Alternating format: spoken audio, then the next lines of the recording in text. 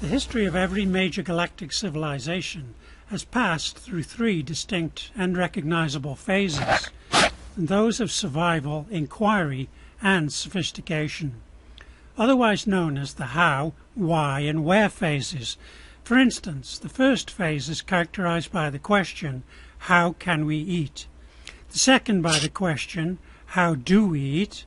And the third by the question, where should we have lunch? The history of warfare is similarly subdivided, though here the phases are retribution, anticipation, and diplomacy. Thus, retribution, I'm going to kill you because you killed my brother.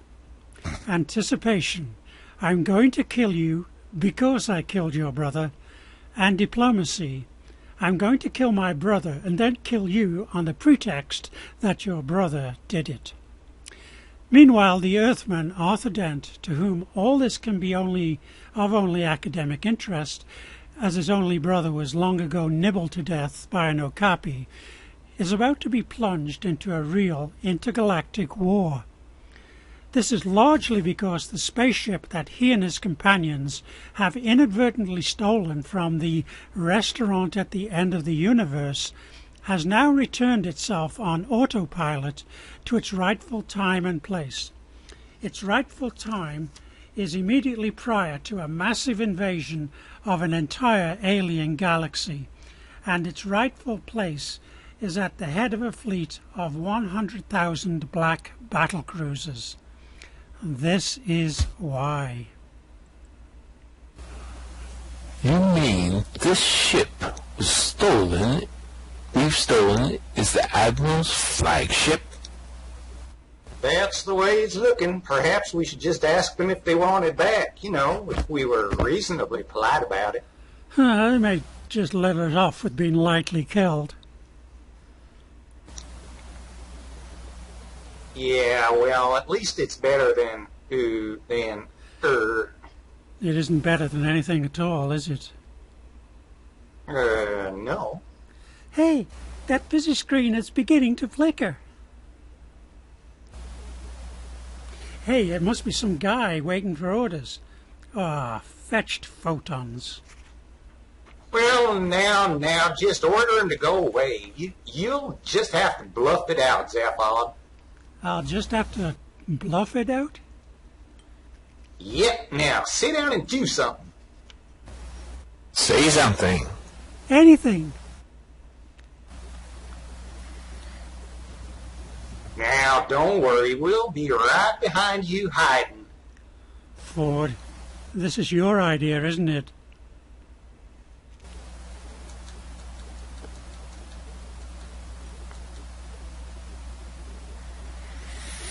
Yep. Now, sit down there and be a star. Hey, when I'm a star, I'll hire a better ideas man. Hagenon Underfleet Commander, reporting from the Vice Flagship. Underfleet Commander, I am... Good evening, Admiral. Hi, what? I trust you had a pleasant meal. What? Yeah. It was fine, thanks. Delighted to hear that, sir. We are now in battle readiness state, and all deployed to your rear in line of stride, 7 minutes from target galaxy, and awaiting your orders. Great, fine. Keep in touch, under First Commandant. Thank you, sir. And, sir, yeah? I like your outfit, sir. Yeah, I'm fine. Wow, that's amazing, Zaphod. Hey, that's just too weird. He actually thought you were the Admiral. You did it. Really cool, Zaphod. Actually pretending to be the Admiral. Yeah, terrific. Now listen, you dumb space cookie. I wasn't pretending to be the Admiral for some weird reason. He just assumed I was. Well, perhaps you look like him or something. Yeah, well, not if he looks like anything like his second-in-command, Monkey Man. Well, what did he look like? Well, how? What was he? Well, he was a big leopard, okay? You know, with the sunglasses, the in-flight casual spacesuit split to the navel, brown beach loafers, you know, the whole bit. How could he think you were the Admiral? Well, maybe leopards just have a lousy memory for faces. Hilarious. No, it must be simpler than that. There's obviously something wrong with the visi-screen. I'll have a look at it. You heard what the big cat said. He said he liked my outfit, so he must have seen me. Yeah, maybe you just didn't have any taste. Hey, the screen's coming on again. Zephon, get back in that seat. Try trillion. Too late. Get back, all of you. Underfleet Command Commandant reporting. Hello.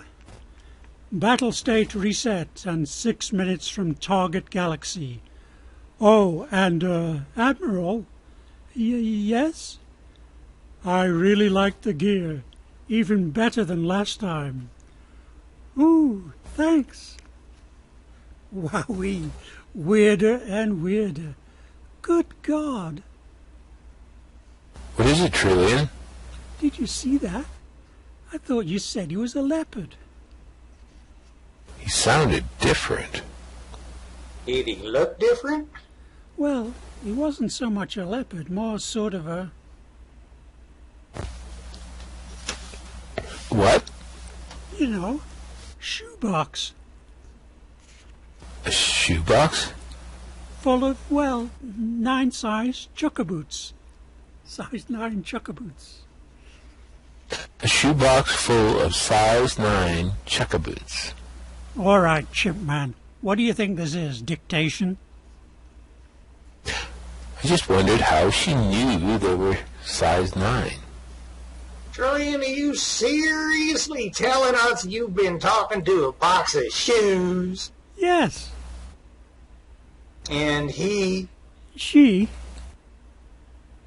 It? They. Pop it. You also were the Admiral? Well, you heard it. What are they, clinically thick? I think they're very clever. They're trying to confuse us to death. I don't think they're very clever. There's only one person as intelligent as me within 13 parsecs of here, and that's me. Okay, Marvin, is there anything that you can tell us?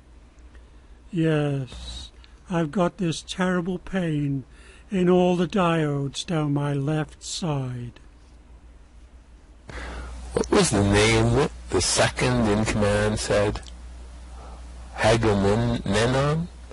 Why don't we look it up in the book? What book? The Hitchhiker's Guide to the Galaxy. Oh, that hack rag. The book. The Hagenons of Azitatus 3 have the most impatient chromosomes of any life forms in the galaxy.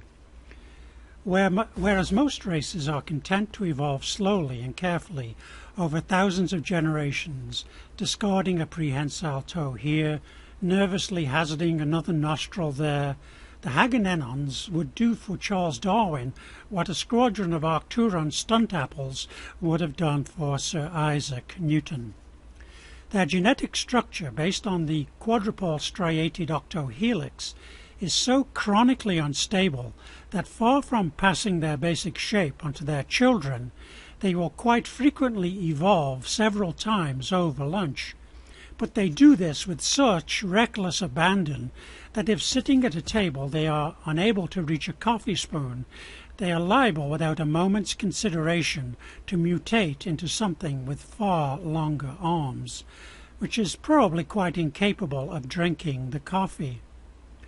This, not unnaturally, produces a terrible sense of personal insecurity and a jealous resentment of all stable life forms, or filthy, rotten, stinking samelings, as they call them.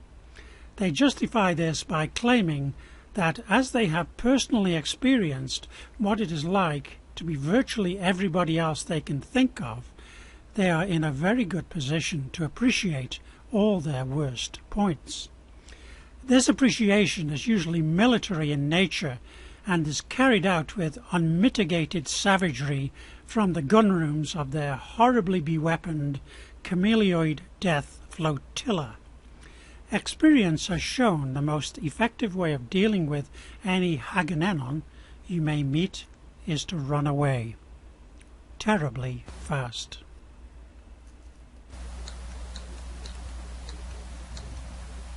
Great!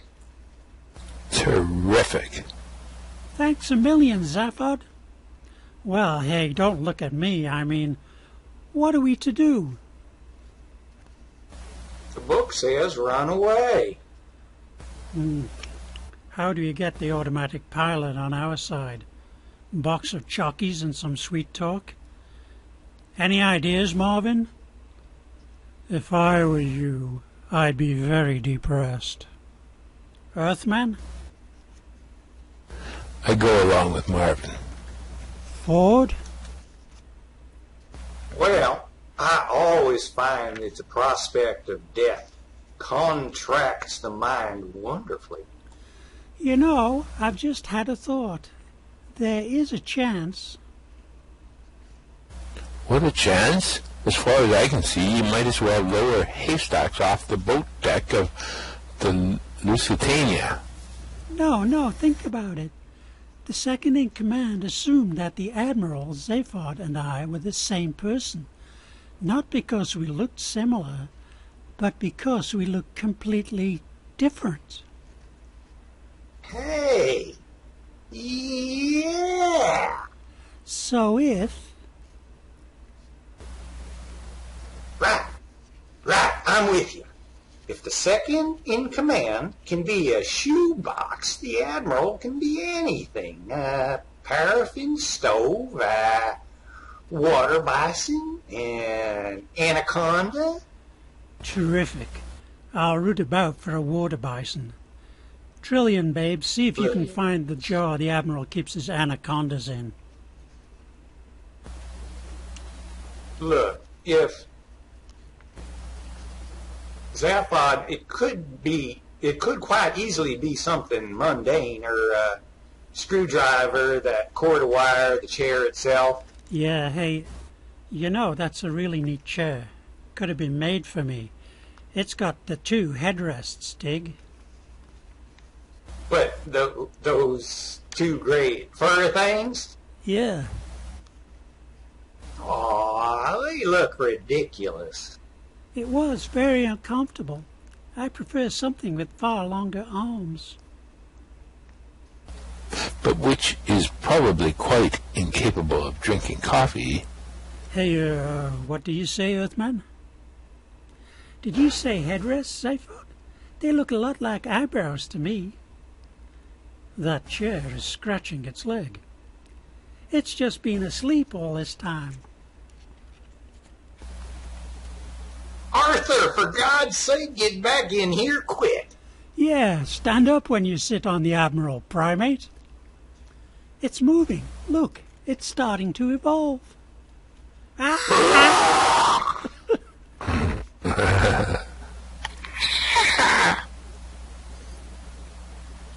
Eat your heart out, Galapagos Islands. G-force. You know what that is? Let me guess. Terrible. Am I wrong? It's a carbon copy of the ravenous bugblatter beast of Troll, or I'm a Vogon's grandmother. The ravenous bugblatter beast of Troll? Is it safe?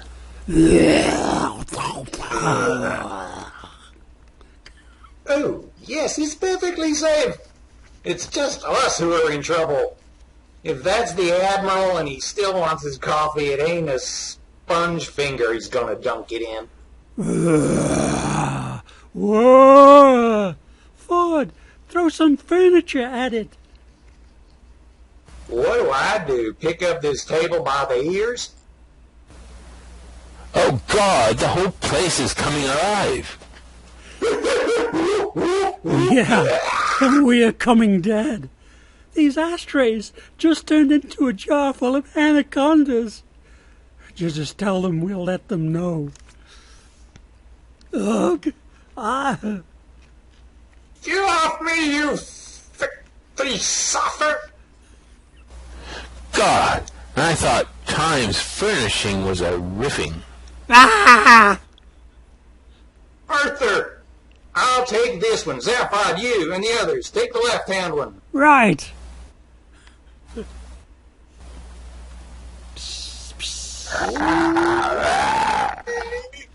Please go start, Arthur.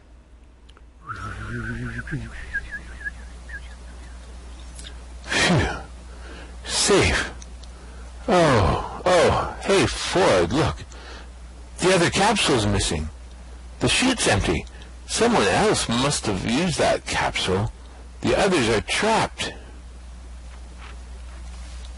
Well, it's too late, Arthur. We can't help them. The capsule won't turn back.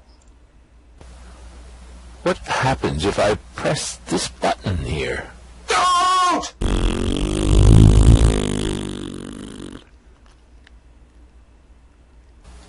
Fortunately for our third prefect and Arthur Dent, their capsule was fitted with the latest in instant space travel.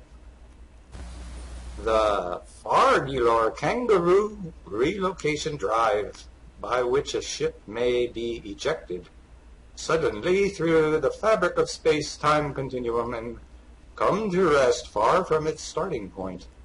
This is, however, an emergency device, and there is rarely time to plot where the ship will land. Meanwhile, this is what happened to Zaphod, Trillian, and Marvin. Ah! Oh, no, get off. Look out. Ouch. Keep off, ugh. Oh, no, dear. My arms come off. He's got us. Ugh. If I ever survive this, I'll get a job as Moby Dick's dentist. Ugh. Can it, Trillian? I'm trying to die with dignity. I'm just trying to die.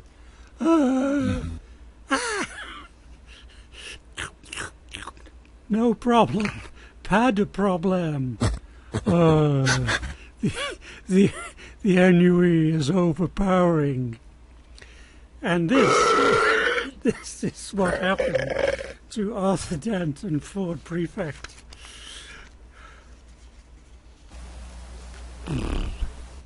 Are we in normal space?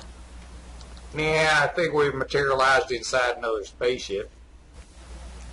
More problems. Well, we'll see.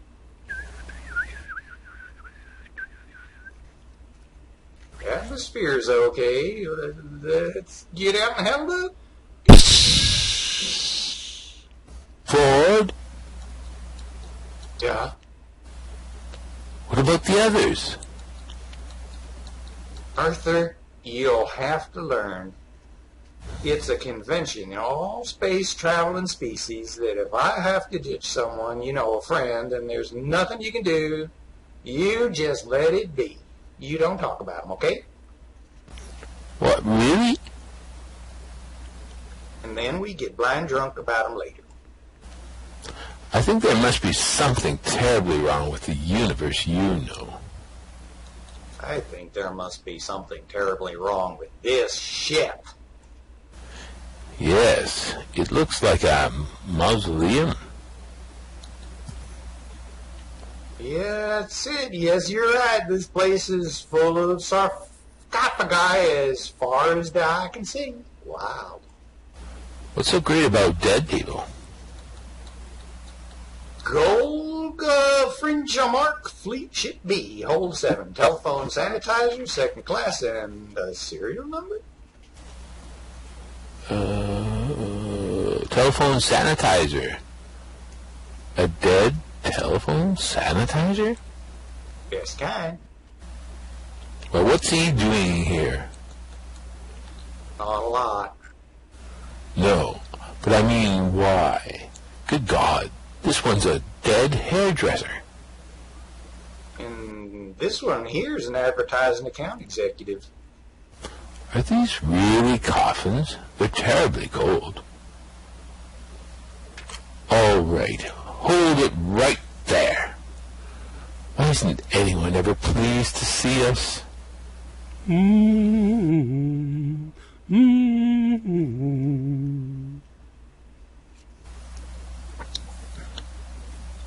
Mm-hmm.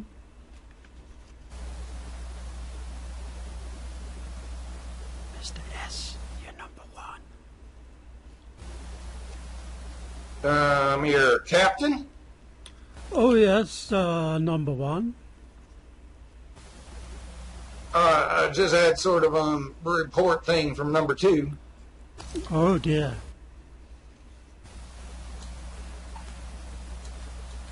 He was shouting something or other about having found some prisoners. Oh, well, perhaps that'll keep him happy for a bit. He's always wanted some. Uh-oh. Captain, sir? Hello, number 2. Having a nice day? I brought you the prisoners I located in Freezer Bay 7, sir. Hello. Hello? Oh, hello. Excuse me for not getting up. Just having a quick bath. Well, gin and tonics all round then. Look in the fridge, will you, number 1? Certainly, sir. Don't you want to interrogate the prisoners, sir? Dear, oh dear. Why on earth should I want to do that? Well, to get information out of them, sir. They are my prisoners. Can't I just interrogate them a little bit? Oh, all right, if you must. Ask them what they want to drink. Oh, thank you, sir. All right, you scum, you vermin. I say, steady on, number 2. Very good, sir. What do you want to drink? Well, the gin and tonic sounds very nice to me, Arthur. What? Oh, yes. With ice or without? With, please. Lemon? Yes, please. And do you have any of those little biscuits, the cheesy ones? I'm asking the questions. Yeah, number 2. Sir? Push off, would you? There's a good chap. I'm trying to have a relaxing bath. Sir, may I remind you that you have now been in that bath for over 3 years? Yes, well, you need to relax a lot in a job like mine. What on earth's going on? Could I actually ask you what your job is, in fact? Your drinks? Oh, thanks. Thanks. I mean, I couldn't help noticing, the bodies. Bodies? All those dead telephone sanitizers and account executives, in the hold. Oh, they're not dead, good Lord. No, they're just frozen. They're going to be revived. You really mean you've got a hold full of frozen hairdressers? Oh, yes, millions of them. Hairdressers, tired TV producers, insurance salesmen, personnel officers, security guards, management consultants. Yes, well, you name it and we've got it. We certainly have, yes. We're going to colonize another planet. What? Oh, yes, yes, yes. It's exciting, isn't it, eh? What? With that lot? Yeah, oh, don't misunderstand me. We're just one of the ships in the Ark fleet. You see, we're the B-Ark, you see. Sorry, could I just ask you two to run a bit more hot water for me? Ah, yes. Do help yourself to more drinks, would you? Oh, thanks. What's a B-Ark? What? Oh, well, what happened, you see, was our planet was doomed. Doomed? Oh, yes. So everyone thought... What everyone thought was, well, let's pack the whole population in some sort of giant spaceship, you see, and go settle on another planet. You mean a less doomed one? Oh, precisely, yes. So it was decided to build 3 ships, 3 arcs in space. Anyway, where's the soap? Ah, thank you. So the idea was that into the first ship, the A ship, would go all the brilliant leaders. The scientists. Yes, the great artists, you know, all the achievers. And then into the third ship, the C ship, would go all the people who did the actual work, who made things and did things, you see. And then in the B ship... That's us. Yes, well, it would go everyone else. The middlemen, you see, and so we were sent off first. But what was wrong with your planet? Well, it was doomed, as I said. Apparently it was going to crash into the sun. Or was it the moon that was going to crash into us? No. I thought that the planet was more or less bound to be invaded by a gigantic swarm of 12-foot piranha. No. That's not what I was told. My commanding officer swore blind that the entire planet was in imminent danger of being eaten by an enormous mutant star goat. Oh, really? Really? Yes, but he was just hoping that the ship he was going in would be ready in time. But they made sure that they sent all you lot off first anyway. Oh, yes. Everyone said, and very nicely, I think. Oh, yes. Sir, absolutely charming. That it was very important for morale to feel that they would be arriving on a planet where they could be sure of a good haircut and where the phones were clean.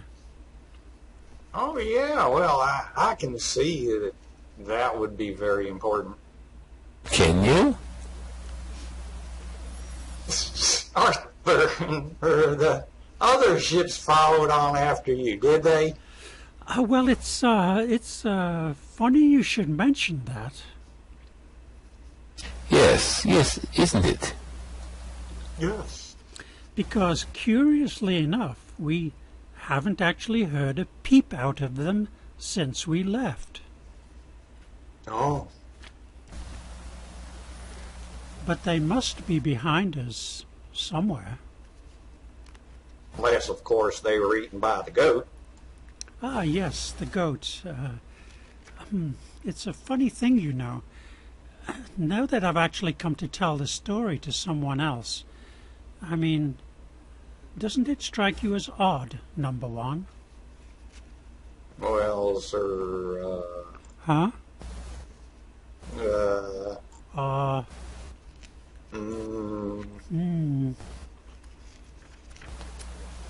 Oh, Oh, well, I can see that you've got a lot of things you're going to want to talk about. So thanks for the drinks, and if you could sort of drop us off at the nearest convenient planet.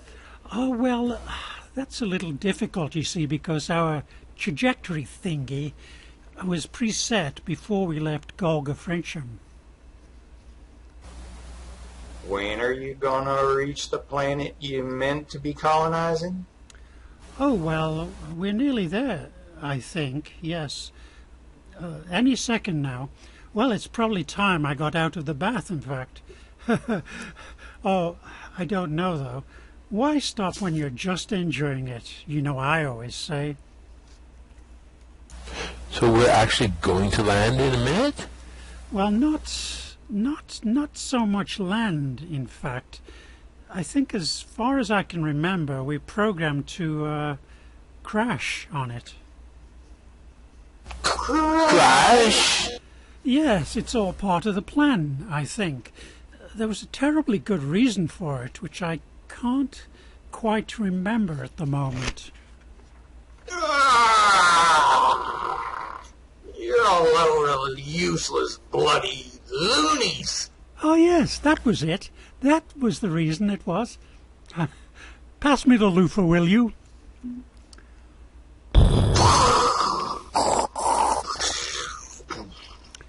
The Hitchhiker's Guide to the Galaxy has this to say about the planet Golga Frencham.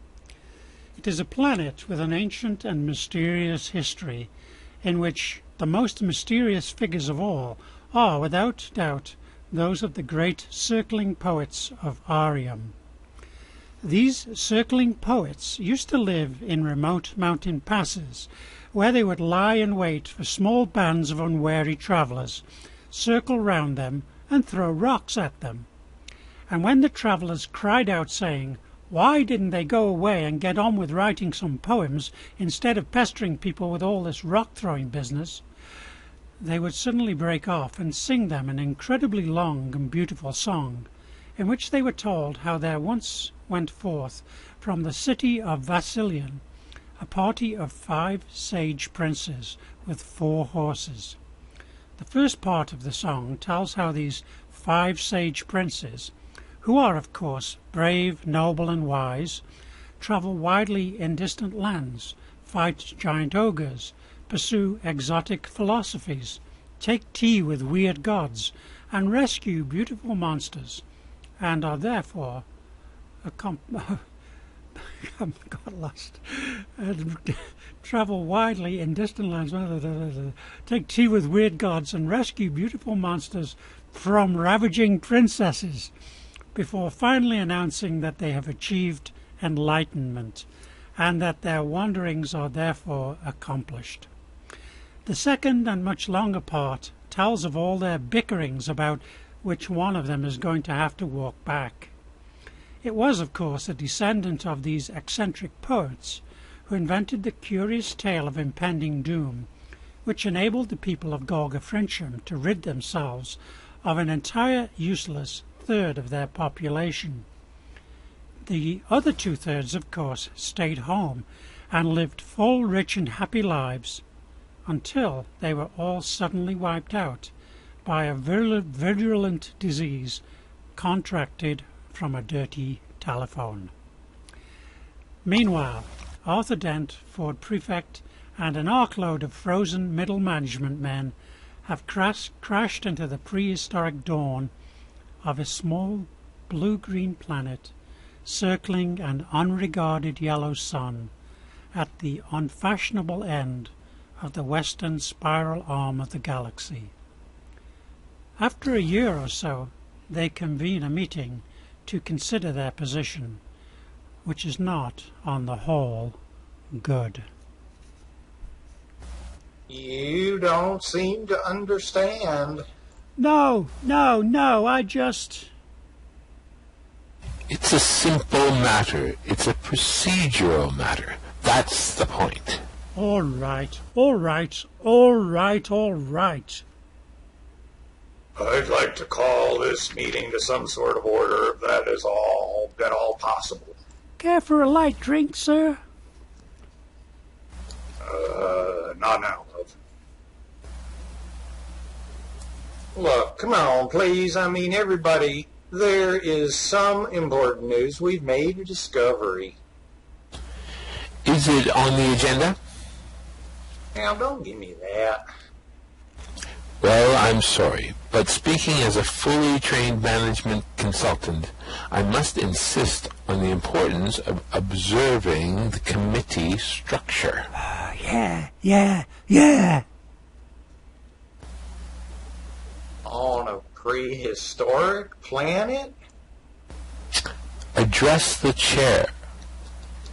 Yes.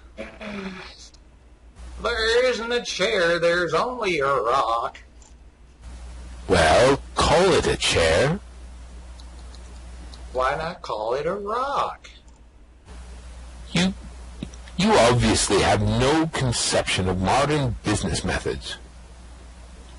And you have no conception of where the hell you are. Oh, look, shut up, you two. Just shut up. I want to table a motion. Guy. Boulder motion, you mean? Oh, that's okay. Boulder motion, you mean? Thank you. I think I've made that point. Now, listen, someone. Order. Order. Oh, God. Listen, I would like to call to order the 573rd meeting of the Colonization Committee of the planet, Fintel, Woodowix, and furthermore. Oh, this is futile. 573 committee meetings and you haven't even discovered fire yet. If you would care to look at the agenda sheet. Agenda rock, yes. Go back home or something, will you? You will see that we are about to have a report from the Hairdressers Fire Development Subcommittee today. That's me. Yeah, well, you know what they've done, don't you? You gave them a couple of sticks and they've gone and developed them into a pair of bloody scissors. When you've been marketing as long as I have, you'll know that before any new product can be developed, it has to be properly researched. I mean, yes, we've got to find out what people want from fire.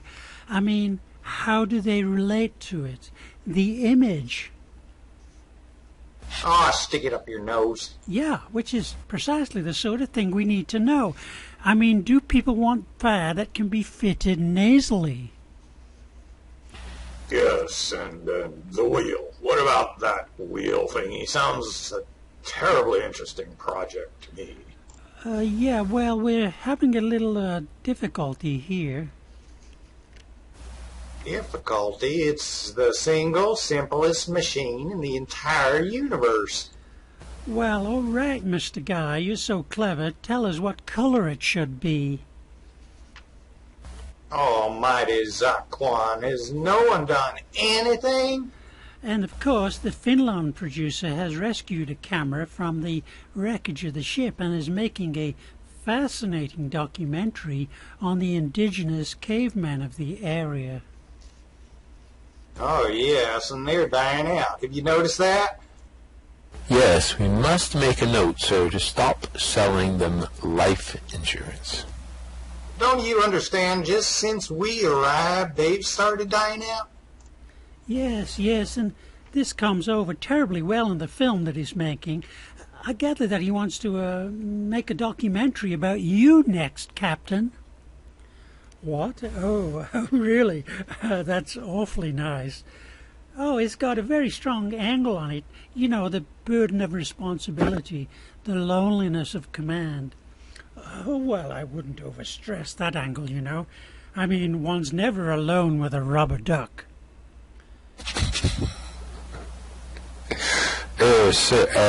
Skipper? Want to squeeze, eh? Listen, if we could, for a moment, move on to the subject of fiscal policy. Fiscal policy? Yes. How can you have money if none of you actually produce anything? It doesn't grow on trees, you know. You know, if you would allow me to continue. Yes, let him continue. Since we decided a few weeks ago to adopt leaves as legal tender, we have, of course, all become immensely rich. No, really? Really? Yes, a very good move. Very good move. But we have also run into a small inflation problem on account of the high level of leaf availability, which means that I gather the current going rate has something like 3 major deciduous forests buying 1 ship's peanut. So, in order to obviate this problem and effectively revalue the leaf, we are about to embark on an extensive defoliation campaign and burn down all the forests. I think that's a sensible move, don't you? That makes economic sense. Yeah, rhubarb. You're absolutely barmy. You're a bunch of rattling nutters. Well, perhaps, is it perhaps in order to inquire what you have been doing all this time, Oh, I'll give it to you again. Well, is it perhaps in order to inquire what you have been doing all this time, huh? Yes. Yes, and you and that other interloper have been missing for months. Well, with respect, love, we've been traveling around trying to find out about this planet.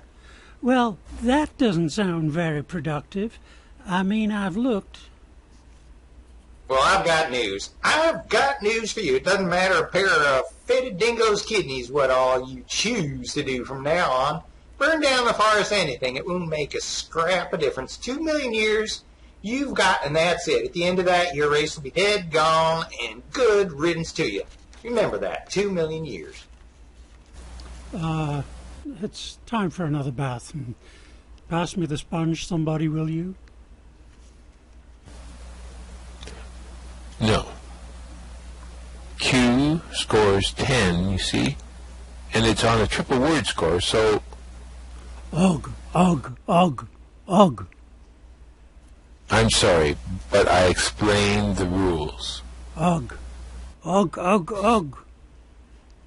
No. Look, please put down that jawbone. Ugh.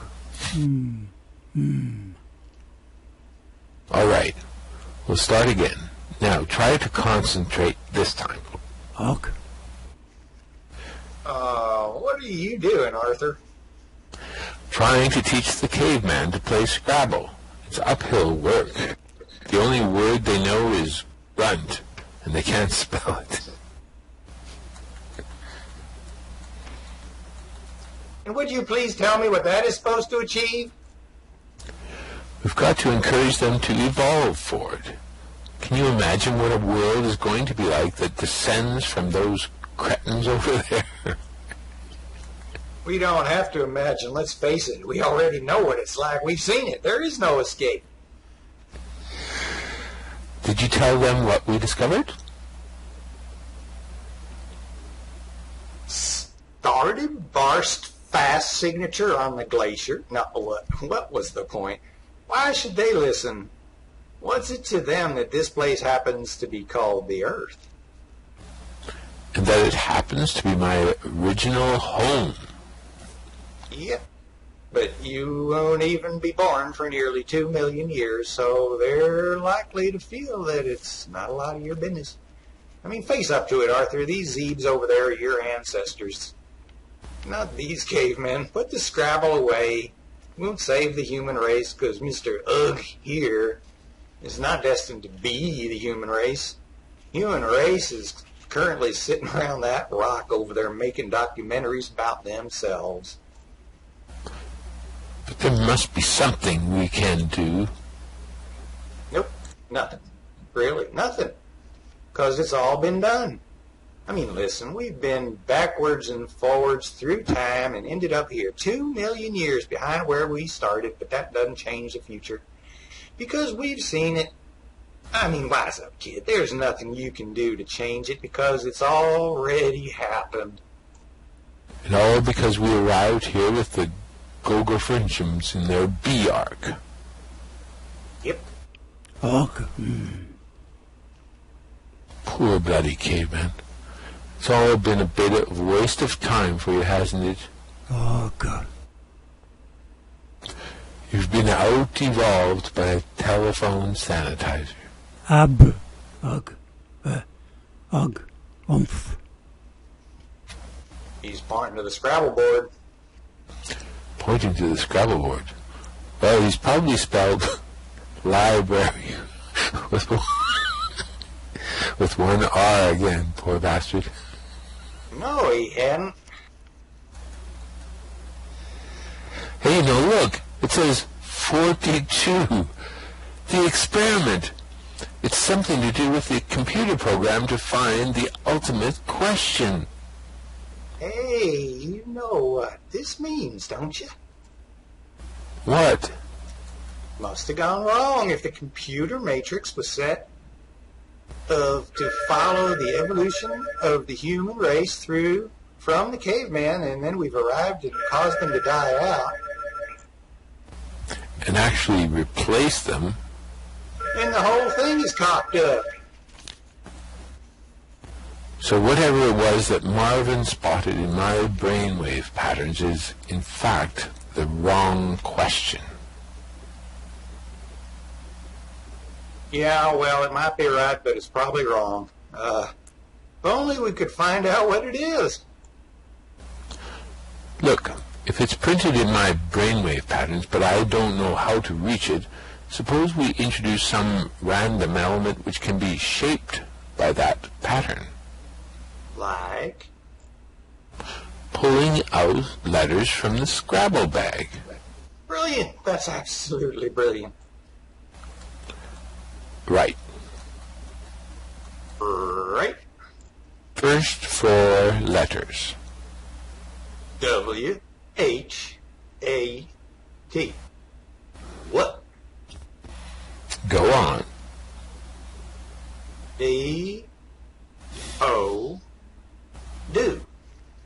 It's working. Hey, this is terrific. It's really coming. What do you get? More here.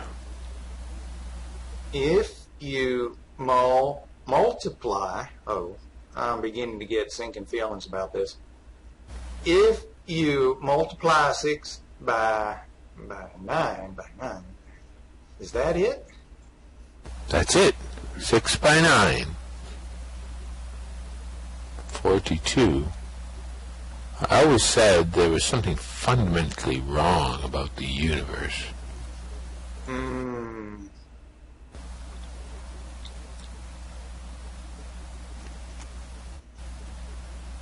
So what do we do now? I guess we just swallow our pride and go and join the human race. Yes. Right.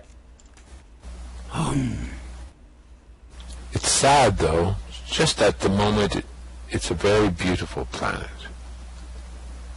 It is. It is indeed. The rich primal greens, the river snaking off into the distance, the burning trees. And in 2 million years, bang, it gets destroyed by the Bogons. What a life for a young planet. What a life for a young planet to look forward to. Well, better than some. I read of one planet off in the 7th dimension that got used as a ball in a game of intergalactic bar billiards. Got putted straight into the black hole, killed 10 billion people. Total madness. Yeah, only scored 30 points, too. Where did you read that? A book. Which book was that? Hitchhiker's Guide to the Galaxy. Oh, that thing. that's the end of our wonderful episode for today.